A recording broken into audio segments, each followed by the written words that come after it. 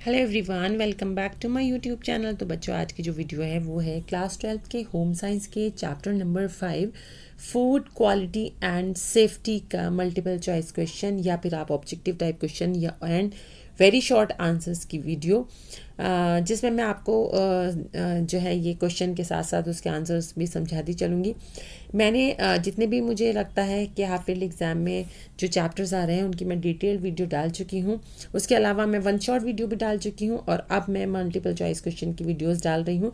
सबकी मैंने प्लेलिस्ट बना दी है, जिसको जिस तरह की वीडियो देखनी है वो प्लेलिस्ट में जाकर जो है वो देख सकते हैं।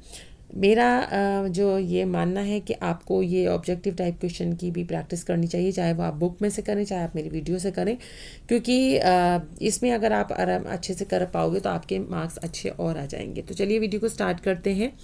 सबसे पहला क्वेश्चन है, the main reason for increase in food borne microbial disease is.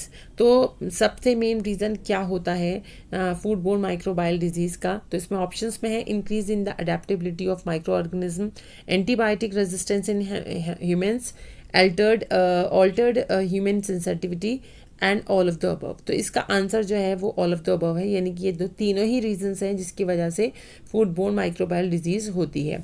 फिर दूसरा है the prime example of chemical contamination in food item is. तो जो केमिकल कंटामिनेशन का जो प्राइम एग्जाम्पल है वो क्या है? तो इसमें जो है वो 4 ऑप्शंस दिए हैं, toxic metals, fibres of jute, mildew and all of the above. तो आंसर इसका है ए, टॉक्सिक मेटल्स। तो उसको आंसर को हम मार्क कर लेते हैं। आंसर इसका ये है, टॉक्सिक मेटल्स। उसके बाद आता है the international organisation for standardisation is a dash different countries. तो इंटरनेशनल ऑर्गेनाइजेशन ऑफ स्टैंडर्डाइजेशन जो है वो क्या है डिफरेंट कंट्रीज़ का? तो इसका आंसर आ जाएगा नॉन गवर्नमेंटल इंटरनेशनल एसोसिएशन। तो इसका आंसर हो जाएगा बी। अब है an effective food control system must have. तो अगर देखें कि इफ़ेक्टिव फूड कंट्रोल सिस्टम जो है वो कैसा होना चाहिए, तो उसमें ऑप्शंस में फूड इंस्पेक्शन हो, उसमें एनालिटिकल एबिलिटी हो, गुड मैन्युफैक्चरिंग हैंडलिंग प्रैक्टिसेस हो, ऑल ऑफ द अबव। तो ये हमने डिटेल में पढ़ा भी था। ये तीनों चीज़ें जहाँ होंगी वहीं पे अच्छा एक इफ़ेक्टिव फूड कंट्रोल सिस्टम होगा। तो अगर आपके क्वेश्चन ऐसे भी आता है कि इफ़ेक्टिव फूड कंट्रोल सिस्टम में क्या क्या होना चाहिए, तो आप लिख सकते हो food inspection, analytical ability, good manufacturing and handling practices. तो इसका यहाँ पे आंसर हो जाएगा D, all of the above. अब नेक्स्ट है question number 5, it is a means of identifying hazard during the manufacturing process to ensure the quality of a food product. तो इसका मतलब है कि जो भी हज़ार्ड को आइडेंटिफाई करने के लिए जब मैन्युफैक्चरिंग प्रोसेस चल रहा है और इंश्योर करने के लिए क्वालिटी ऑफ प्रोडक्ट, तो ये किस में होता है? तो इसमें है, एक है कि गुड मैन्युफैक्चरिंग प्रैक्टिसेस जिसे जीएमपी बोलते हैं, गुड हैंडलिंग प्रैक्टिसेस जिसे जीएचपी बोलते हैं, hazard analysis, critical control point, और इसके अलावा ऑल ऑफ द अबव। तो आंसर इसका है all of the above. Answer इसका डी हो जाएगा। नेक्स्ट है, salmonella exist in the intestinal tract of animals, raw milk और eggs, but it can be destroyed by. तो जो इनमें रॉ मिल्क में, एग में और एनिमल्स के इंटेस्टाइनल ट्रैक्ट में जो सैल्मोनेला होता है उसको हम कैसे डिस्ट्रॉय कर सकते हैं? तो उसको डिस्ट्रॉय कर सकते हैं बाय हीटिंग। तो इसका आंसर हो जाएगा हीटिंग, आंसर ए।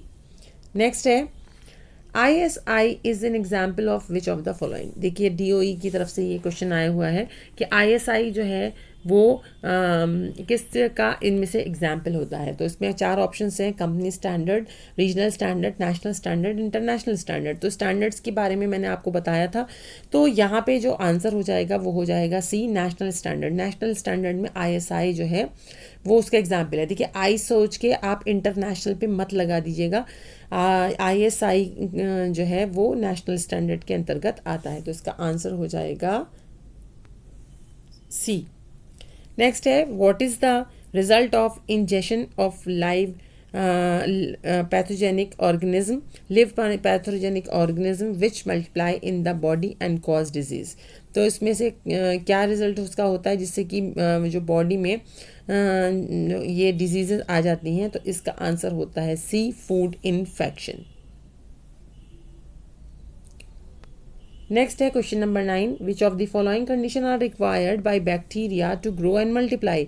इनमें से कौन सी ऐसी कंडीशन होती है जिसकी वजह से फूड में बैक्टीरिया ग्रो कर जाता है या फिर मल्टीप्लाई मतलब और ज़्यादा तादाद में हो जाता है। तो इनमें से कौन से रीजंस होते हैं। तो इसका आंसर है बोथ बी एंड सी, यानी इसका आंसर हो जाएगा डी और बोथ बी एंड सी, जिसमें कि कौन कौन से हो जाएंगे, मॉइस्चर और दूसरा है सुटेबल टेम्परेचर। मॉइस्चर और सुटेबल टेम्परेचर ये दो चीज़ें हैं जिससे कि बैक्टीरिया ग्रो कर जाते हैं। नेक्स्ट है क्वेश्चन नंबर 10। क्वेश्चन नंबर 10 में है कि food safety and quality can not be ensured through. तो फूड सेफ्टी और क्वालिटी किसके थ्रू इंश्योर नहीं की जा सकती। तो इसका आंसर हो जाएगा D, WTO, world trade organization. Next है dash is not a physical hazard. इनमें से कौन सा फिजिकल हजार्ड नहीं है। तो देखिए हेयर, फ्लाई, स्टोन और बटन। तो इन में ऑप्शन में जो है तो वो बी है। देखिए फ्लाई जो होता है वो फिजिकल हजार्ड में नहीं आता है। फिजिकल हजार्ड यानी कि जो चीज़ आपको आपके से को हार्म कर रही है फिजिकली, और ये जो है फ्लाई जो होती है ये फिजिकल हजार्ड में नहीं आती है। ये जैसे खाने को गंदा करती हैं उसके हिसाब से फिर नुकसान होता है। तो ये फ्लाई जो इसका आंसर हो जाएगा 11 का जो है वो बी हो जाएगा। नेक्स्ट है which of these organisations is a reference point for international trade and trade dispute settlement related to food safety. तो इसमें से कौन सी ऐसी ऑर्गेनाइजेशन है जो कि रेफरेंस पॉइंट है इंटरनेशनल ट्रेड का या ट्रेड डिस्प्यूट सेटलमेंट का जिसमें फूड सेफ्टी के अंतर्गत। तो इसका आंसर हो जाएगा आंसर है इसका ए, कोडेक्स एलिमेंटेरियस कमीशन। फिर इसके बाद है अगला है कि विच of the following products would have a logo of Agmark. तो इसमें इन्होंने ऑप्शंस जो दिए हैं वो बिस्किट, प्रेशर कुकर, बेसन और जैम। देखिए जहाँ पे आंसर में इन्होंने जो है वो ऑप्शन में दिया है बी, प्रेशर कुकर, जो कि मुझे लगता है कि या तो इन्होंने नॉट नहीं जहाँ पे प्रिंट हुआ है, क्योंकि एग मार्क जो होता है वो खाने पीने की चीज़ों में एग मार्क जो है उसका मार्क होता है। तो प्रेशर कुकर तो खाने पीने की चीज़ में नहीं आता है, इस पर तो ISI मार्क होता है। तो इसलिए या तो इसका क्वेश्चन ये होगा कि विच of the following products would not have a logo of egg mark, या फिर ऐसा हो सकता है कि एग मार्क की जगह पे इसमें ISI होना होता। तो ISI होता तो हम प्रेशर कुकर पे मार्क करते। अब एग मार्क बहुत सारों पे तो हम मार्क नहीं कर सकते क्योंकि बिस्किट, बेसन और जैम जो है खाने पीने की चीज़ें हैं। मेनली जो होता है वो जैसे एग हो गए, जैसे दालें हो गई, इन सब पे एग मार्क का जो है वो हम लगा सकते हैं। तो यहाँ मैं ऑप्शन में आपको आंसर दे ही नहीं सकती हूँ कि इसको क्या मैं दूँ, क्योंकि आंसर यहाँ पे बी दिया हुआ है जो कि मुझे सही नहीं लगता है। और आप इसको चेक करें क्योंकि ISI मार्क तो प्रेशर कुकर पे होता है। तो यहाँ ये क्वेश्चन हम कर सकते हैं, इसको आंसर क्वेश्चन को चेंज कर सकते हैं हम अपनी तरफ से कि विच of the following products would have a logo of egg mark की जगह पे ISI कर सकते हैं। तो जब अगर हमने ISI किया है तो इसका आंसर प्रेशर कुकर हो जाएगा। ठीक है, नेक्स्ट है read the following statement, assertion A, reason R. Food borne pathogens cause a variety of food borne disease such as infection and poisoning. तो फूड बोर्न जो पैथोजेंस होते हैं उनकी वजह से जो है बहुत तरह की फूड बोर्न डिजीज़ हो जाती हैं, और जैसे कि इन्फेक्शन है, पॉइजनिंग है। रीज़न ये क्या है कि सम ऑर्गेनिज्म और माइक्रो ऑर्गेनिज्म जो है पहले से ही प्रेजेंट रहते हैं फूड में, ग्रो भी करते हैं अंडर सर्टेन कंडीशंस। तो मैनी डिजीजेस अराइज हो जाती हैं इनकी प्रेजेंस की वजह से फूड में। अब देखते हैं इसमें आंसर क्या है। तो देखिए यहाँ पे 14 का आंसर ए है, both A and R are true and R is the correct explanation. तो हम इसको मार्क कर देंगे।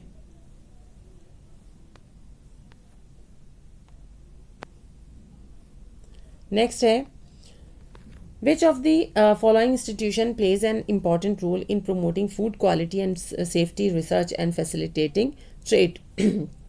इसमें से कौन सी जो है वो इंस्टीट्यूशन है जो कि एक इम्पॉर्टेंट रोल अदा करता है प्रमोट करने के लिए फूड क्वालिटी और सेफ्टी और रिसर्च फैसिलिटेटिंग को, तो इसका आंसर हो जाएगा बी, ISO। नेक्स्ट है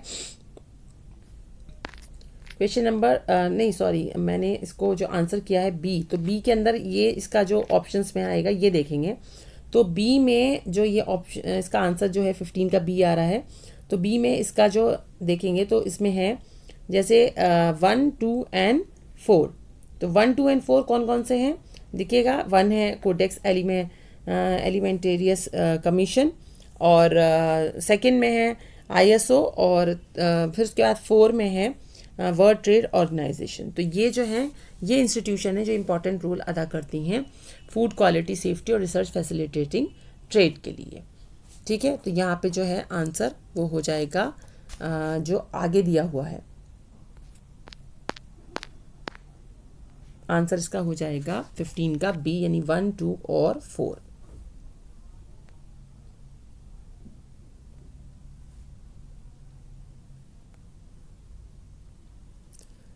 अब नेक्स्ट देखते हैं क्या है।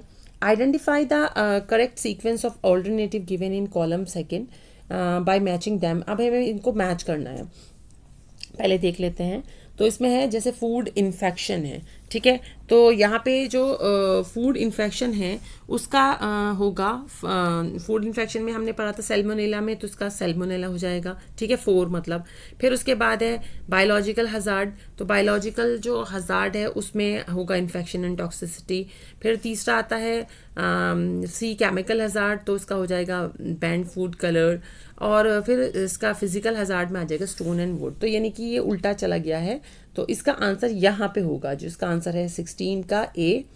तो ए में देखिएगा कैसे कैसे मैच कर रहा है, फूड इन्फेक्शन का 4 से, और बायोलॉजिकल हजार्ड का 3 से, केमिकल हजार्ड का 2 से, और फिजिकल हजार्ड का 1 से, ठीक है।